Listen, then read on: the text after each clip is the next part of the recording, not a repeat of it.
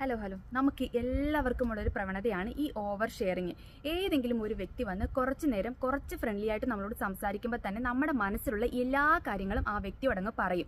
ശരിക്കും പറഞ്ഞു കഴിഞ്ഞാൽ നമ്മൾ പിന്നീട് ഒരു തുറന്ന പുസ്തകമായിട്ട് മാറും. വേണ്ടതും വേണ്ടാത്തതുമായിട്ടുള്ള എല്ലാ കാര്യങ്ങളും അവരോട് നമ്മൾ ഷെയർ ചെയ്യും. എല്ലാം പറഞ്ഞതിന് ശേഷം ഇവർ പോയതിന് ശേഷം പിന്നീട് നമ്മൾ ഒറ്റയ്ക്കിരിക്കുമ്പോഴായിരിക്കും നമുക്ക് ബോധം ഉണ്ടാകുന്നത്, ഞാൻ പറഞ്ഞ ഈ കാര്യങ്ങൾ ആരോടെങ്കിലും അവർ ഷെയർ ചെയ്യുമോ, ഏതെങ്കിലും രീതിയിലുള്ള പണി എനിക്ക് കിട്ടുമോ എന്നത്.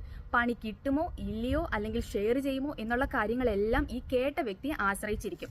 നമ്മളോട് ഒരാൾ കുറച്ചു നേരം നല്ല രീതിയിൽ സംസാരിച്ചെന്ന് കരുതി ഒരു വ്യക്തിയും നല്ല ആൾക്കാരല്ല. നമ്മുടെ പേഴ്സണൽ ആയിട്ടുള്ള ഒരു കാര്യങ്ങളും ഒരാളോടും പെട്ടെന്ന് ഷെയർ ചെയ്യാതിരിക്കുക.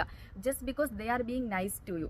Once your words are out, they are no longer in your country. മാത്രമല്ല നല്ല പണി കിട്ടുകയും ചെയ്യും.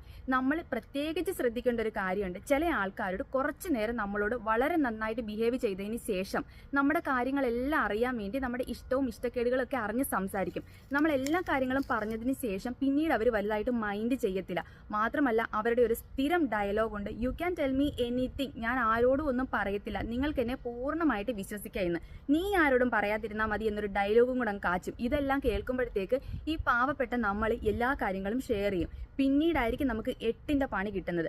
അതുകൊണ്ട് നമ്മുടേതും അല്ലാത്തതുമായിട്ടുള്ള ഒരു കാര്യങ്ങളും ആളെ മനസ്സിലാക്കിയതിന് ശേഷം മാത്രം ഷെയർ ചെയ്യുക. അല്ലാതെ കുറച്ചു നേരം ഒരു വ്യക്തി വന്ന് നിങ്ങളോട് ചിരിച്ചൊന്ന് സംസാരിച്ചു എന്ന് കരുതിയിട്ട് ഒരു കാര്യങ്ങളും പോയി പറയാതിരിക്കുക. എന്ന് ചെറിയ രീതിയിൽ പണി കിട്ടിയ ഒരാൾ.